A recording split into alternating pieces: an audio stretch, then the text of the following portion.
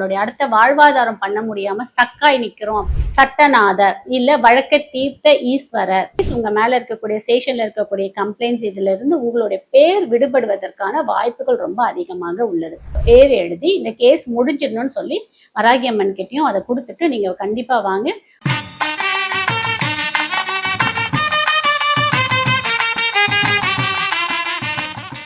வணக்கம், என்னோட பெயர் கஜலட்சுமி. நான் ஒரு ஜோதிடர்.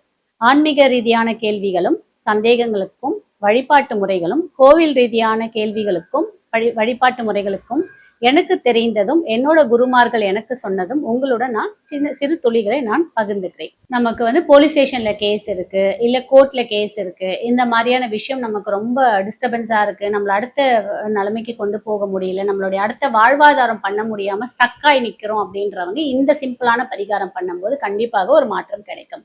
என்ன அப்படின்னு பாத்தீங்கன்னா, உங்க ஊர்ல இருக்கக்கூடிய சிவன், கண்டிப்பாக சிவன் இருப்பாரு.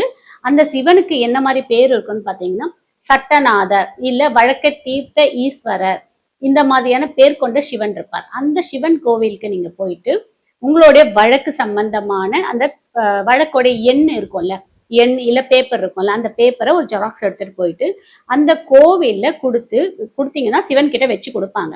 அதை நீங்க உங்க கையால வாங்கிட்டு அதற்கப்புறம் அதுல ஒரு 11 ரூபாய் காசு வச்சு அதை மடிச்சு உண்டியில, அதே கோவில்ல இருக்கக்கூடிய உண்டியில போட்டுட்டு வெளியில ஏதாவது தானம் கொடுத்துட்டு வாங்க. கண்டிப்பாக உங்க மேல இருக்கக்கூடிய கேஸ், உங்க மேல இருக்கக்கூடிய ஸ்டேஷன்ல இருக்கக்கூடிய கம்ப்ளைண்ட்ஸ் இதுல இருந்து உங்களுடைய பேர் விடுபடுவதற்கான வாய்ப்புகள் ரொம்ப அதிகமாக உள்ளது.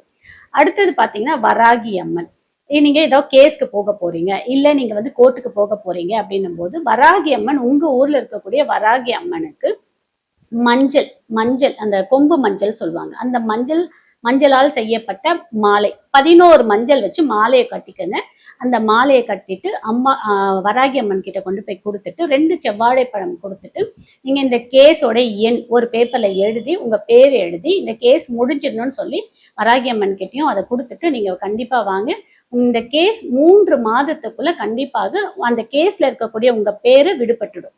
உங்க பேரை எடுத்து விட்டுருவாங்க. கூட்டு கேஸாக இருந்தா, இல்ல சிங்கிளா உங்க பேர் மட்டும் தான் கேஸ்ல இருக்கு அப்படின்னா கண்டிப்பாக அந்த கேஸ் சீக்கிரமாக முடிஞ்சு அந்த கேஸோ அந்த கோர்ட் ப்ராப்ளமோ இல்ல போலீஸ் ஸ்டேஷன் பிரச்சனையோ கண்டிப்பாக முடிச்சிடும்.